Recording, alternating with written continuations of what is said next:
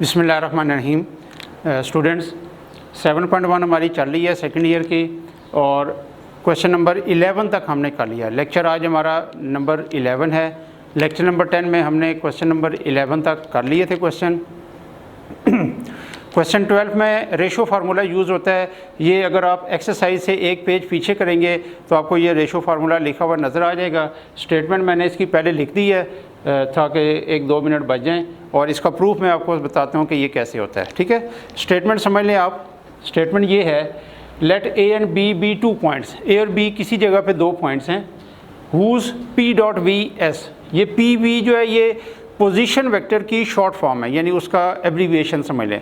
Position vector जहाँ भी पूरा वर्ड है पोजीशन वेक्टर, उसकी शॉर्ट फॉर्म आएगी पी डॉट वी। तो याद रखना है, whose position vectors are A vector and B vector. ठीक है, ए पॉइंट है तो स्मॉल ए वेक्टर है उसका पोजीशन वेक्टर, बी पॉइंट का पोजीशन वेक्टर यानी ओ से बी तक बी वेक्टर है रेस्पेक्टिवली, यानी ए के साथ है और बी के साथ है। If a point P divides A B in the ratio P ratio Q, इन दोनों के बीच में ए और बी के, अभी मैं डायग्राम बनाऊंगा तो ये बात समझ आ जाएगी कि ए और बी के बीच में किसी जगह पे एक पॉइंट है पी, वो इसको पी रेशो क्यू में डिवाइड कर रहा है।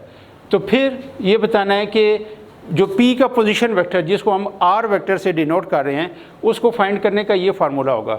ये देखें, रेशो की सेकंड वैल्यू, पहली वैल्यू क्या है P, दूसरी वैल्यू क्या है Q।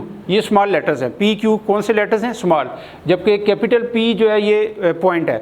तो रेशो की सेकंड वैल्यू फर्स्ट वेक्टर के साथ मल्टीप्लाई होगी प्लस रेशो की फर्स्ट वैल्यू सेकंड वेक्टर के साथ मल्टीप्लाई होगी। ये देखें Q A vector plus P B vector over दोनों रेशो का सम।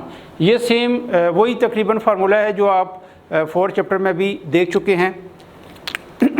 अब यहाँ पे देखें डायग्राम इसकी।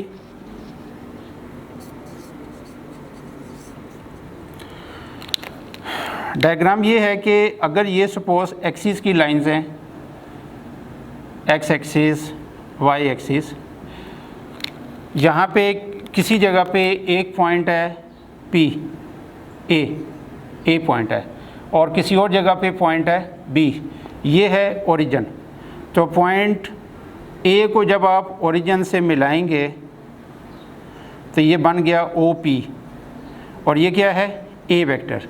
इसी तरीके से ओ को आपने बी से मिला दिया तो ये क्या बन गया O B vector position vector. A को बी से ज्वाइन कर दें यूँ, ये इसकी डायरेक्शन है। अब इसके बीच में किसी जगह पे मिडल पे कर लें, साइड पे शुरू में कर लें, एंड पे कर लें, किसी जगह पे सपोज यहाँ पे पी पॉइंट है, यहाँ पे पी पॉइंट है, इसको अगर आप ओरिजिन से ज्वाइन करते हैं यूँ तो ये इसकी डायरेक्शन बनती है और ये है आर वेक्टर। ठीक है, तो पी जो है वो ए बी को, यानी ए को मैं थोड़ा सा ऊपर लिख देता हूँ यहाँ पे, ये इनको स्मॉल पी, यानी ये स्मॉल पी है, कहाँ से लेके कहाँ तक, ए से लेके पी तक, ये स्मॉल पी है और ये स्मॉल क्यू है, यहाँ से पी से लेके बी तक। तो कह रहे हैं कि फिर आर वेक्टर जो कि पोजीशन वेक्टर है पी पॉइंट का, उसकी वैल्यू फाइंड करने का ये फार्मूला है। रेशो की सेकंड वैल्यू फर्स्ट वेक्टर के साथ मल्टीप्लाई होगी प्लस रेशो की फर्स्ट वैल्यू सेकंड वेक्टर के साथ मल्टीप्लाई होगी और ओवर दोनों रेशोज़ का सम होगा। ठीक है, अब ये बेटा दो कह लें कि ट्राइंगल्स बन गई हैं। एक है ओ ए पी, कौन सी है ओ ए पी, और एक है ओ पी बी। इन दोनों डायग्राम को आपने ज़हन में रखना है। ठीक है, फ्रॉम फिगर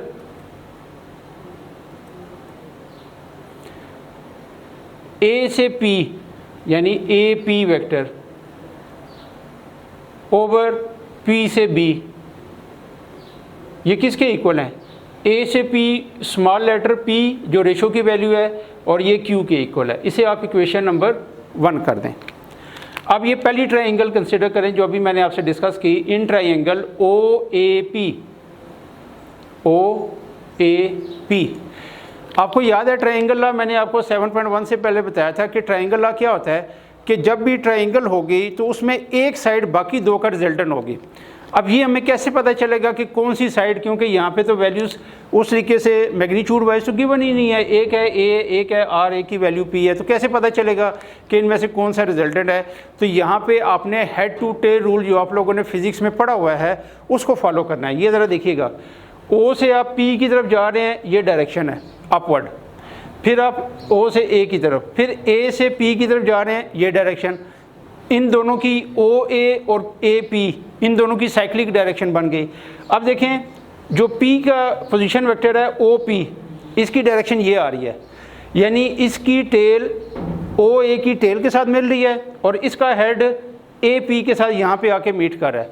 तो जिसकी टेल पहले वेक्टर के साथ मीट करे और जिसका हेड दूसरे वेक्टर के हेड के साथ मीट करे वो रिजल्टेंट होगा। यानी इस फर्स्ट डायग्राम में ओ ए पी में ओ पी रिजल्टेंट है O A plus A P का। तो देखें O P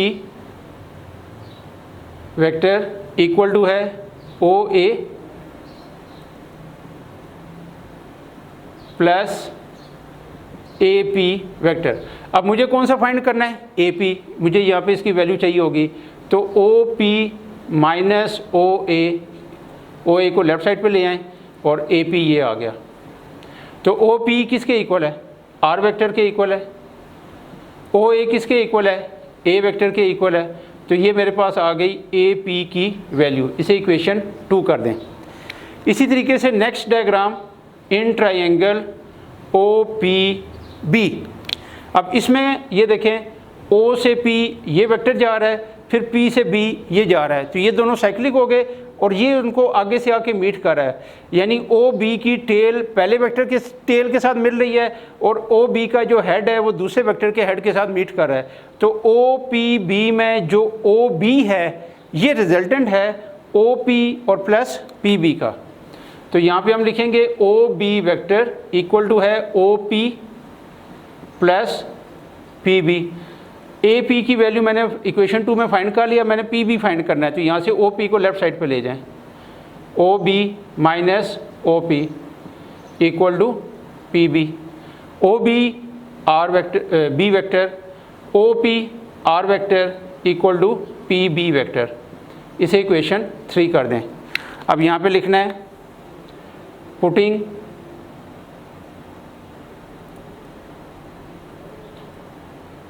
equation 2 and 3 in equation 1, यानी इक्वेशन 2 और 3 की जो वैल्यूज़ हैं ये आपने इक्वेशन 1 में पुट करनी है।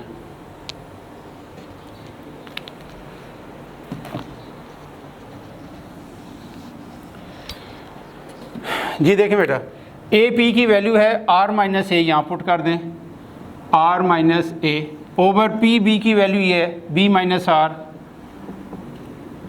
Equal to P over Q. यहाँ से क्रॉस मल्टीप्लाई करना है और फिर आखिर में आर को जब हम अलग कर लेंगे तो ये जो फार्मूला हमने प्रूफ करना था ये प्रूफ हो जाएगा।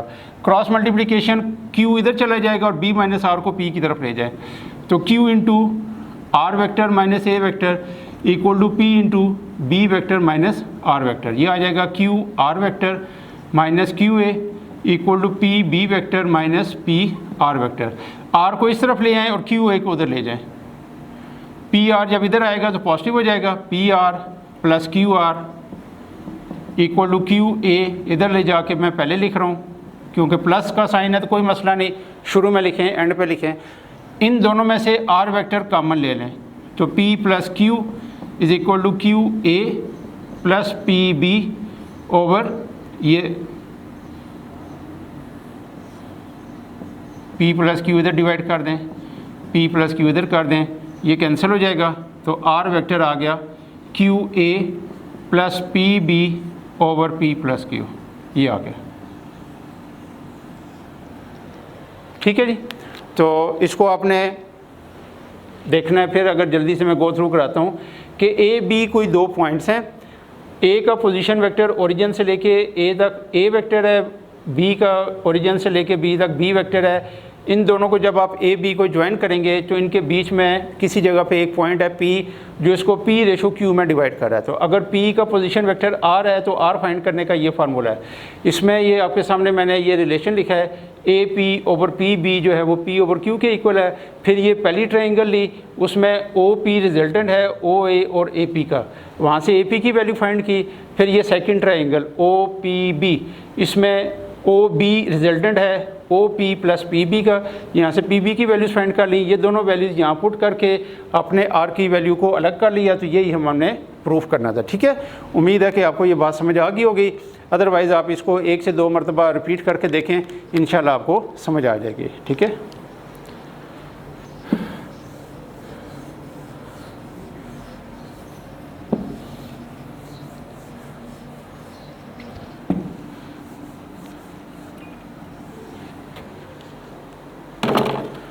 अब जो क्वेश्चन नंबर 12 है 5.7.1 का,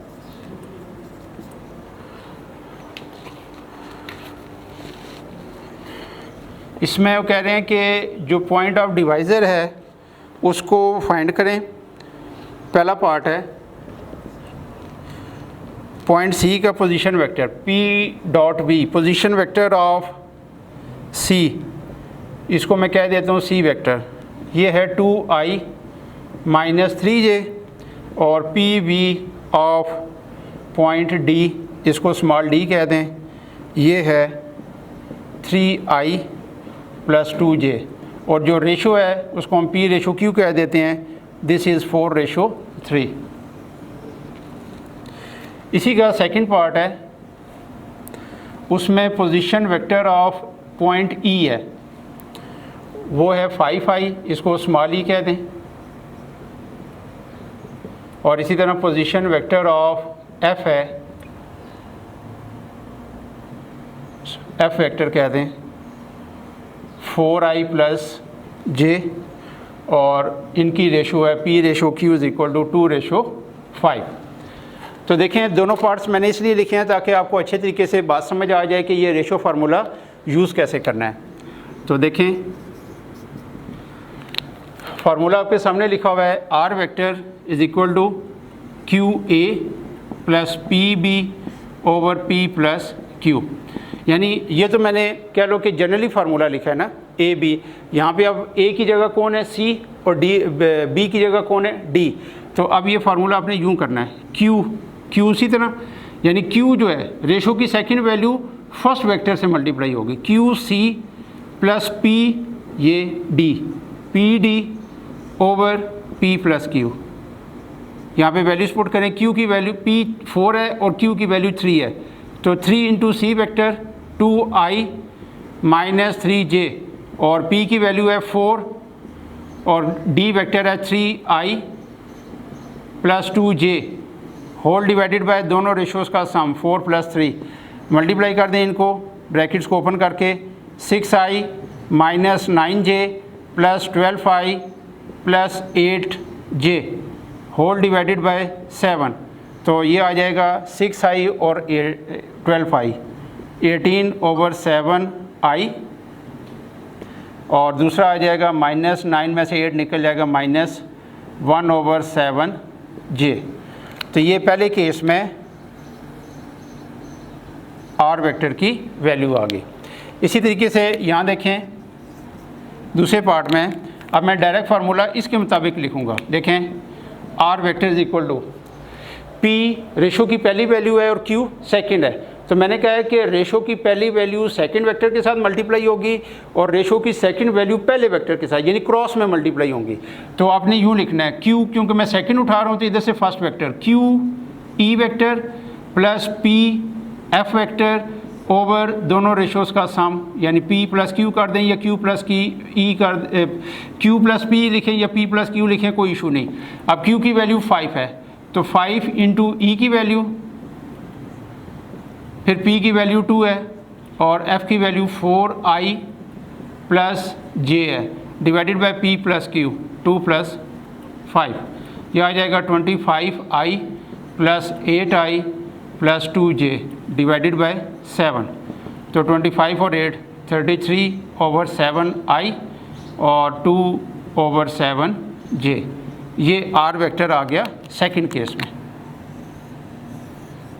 ठीक है, तो उम्मीद है कि अब आपको रेशो फार्मूला लगाना समझ आ गया होगा कि किस तरीके से लगाना। बस रूल आपने याद रखना है कि रेशो की पहली वैल्यू सेकंड वेक्टर के साथ और रेशो की सेकंड वैल्यू फर्स्ट वेक्टर के साथ, और नीचे जस्ट दोनों रेशो का सम है, उसमें चाहे p + q करें, q + p करें, कोई टेंशन नहीं। ठीक है, लेकिन ज़्यादा बेहतर यह है कि इसको आर्डर के साथ लिखें p + q, ताकि वैल्यू लिखने में कोई प्रॉब्लम ना आए।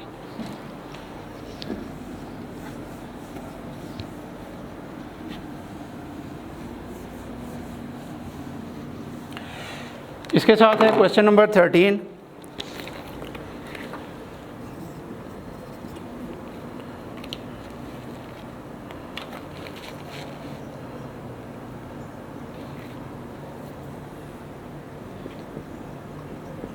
Prove that line segment joining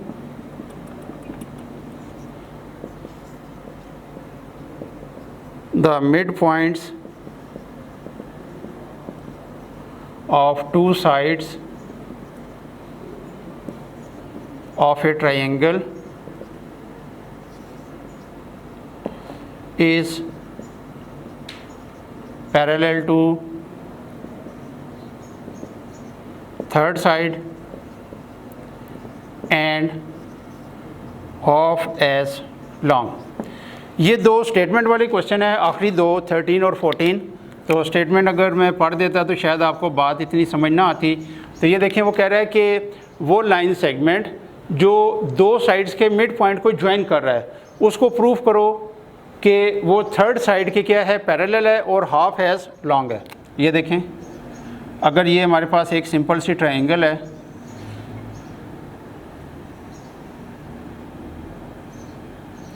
कहीं से भी शुरू कर दें, ए बी सी, ए का पोजीशन वेक्टर ए है, बी का बी है और सी का सी है। तो फ़र्ज़ करें ये इसका मिड पॉइंट है डी और ये इसका मिड पॉइंट है ई, इन दोनों को ज्वाइन कर दें। ठीक है, तो ये जो लाइन सेगमेंट है डी ई, ये थर्ड साइड के पैरेलल भी प्रूफ करना है और इसकी लेंथ इसका हाफ प्रूफ करना है। अब डी क्या है, मिड पॉइंट है ए बी का, किसका, ए बी का। तो मिड पॉइंट का फार्मूला ये होता है कि दोनों वेक्टर का सम ओवर 2, यानी ये आ जाएगा a + b डिवाइडेड बाय 2, ये d की वैल्यू आ गई, और इधर आ जाएगा a + c divided by 2। Consider a triangle ABC having position vectors a vector, b vector and c vector, d and e be the midpoints of AB and AC respectively। ठीक है, join D to E। We have to show that DE vector is parallel to BC vector and half as long। ये हमने proof करना है। ठीक है, तो बहुत आसान है, कोई मसला ही नहीं है। आपने क्या करना है, पहले डी ई वेक्टर फाइंड कर लें। डी ई वेक्टर का फार्मूला क्या होगा, O E vector minus O D vector. O E क्या होगा, ए + सी डिवाइडेड बाय 2। अब याद रखना ये आई जे के की फॉर्म में नहीं है, वेक्टर की फॉर्म में। ठीक है, तो इसको ऐसे ही रहने देना, आई जे के नहीं लिखना। Minus A + B divided by 2, इसमें से 1/2 कॉमन ले लें, तो ये आ जाएगा a + c minus a minus b। इसमें से a कैंसिल हो जाएगा वेक्टर, और ये आ जाएगा D E = 1/2 c minus b। इसे आप इक्वेशन 1 कर दें। इसी तरह बी सी वेक्टर क्या होगा, ओ सी माइनस ओ बी। तो ओ सी माइनस ओ बी क्या बनेगा, C vector minus B vector. ये मेरे पास आ गया बी सी वेक्टर, इसे इक्वेशन 2 कर दें। पुट इक्वेशन 2 इन इक्वेशन 1 यहाँ पे, तो D E vector is equal to हो जाएगा हाफ सी माइनस बी, किसके इक्वल है, बी सी वेक्टर के। तो आपको याद होगा मैंने आपको इक्वल वेक्टर्स और पैरेलल वेक्टर समझाए थे। इक्वल वेक्टर का मतलब है कि same magnitude and same direction, और जो पैरेलल वेक्टर थे उसमें क्या बताया था कि जब एक वेक्टर दूसरे का सम स्केलर मल्टीपल हो जाएगा। यहाँ देखें डी ई वेक्टर जो है वो बी सी का कितना हो गया, हाफ टाइम स्केलर मल्टीपल हो गया। तो इसका क्या मतलब है, this implies that D E is parallel to B C and, और कितनी टाइम है, हाफ टाइम है, एंड हाफ एज लॉन्ग। तो ये इस तरीके से प्रूफ हो गया। ठीक है, तो इस एक्सरसाइज का एक क्वेश्चन रहता है, वो इंशाल्लाह हम आगे जो लेक्चर नंबर 12 शुरू होगा फिर उसमें इसको देखेंगे, कंटिन्यू करेंगे। तो टिल देन मेरी तरफ से अल्लाह हाफिज़।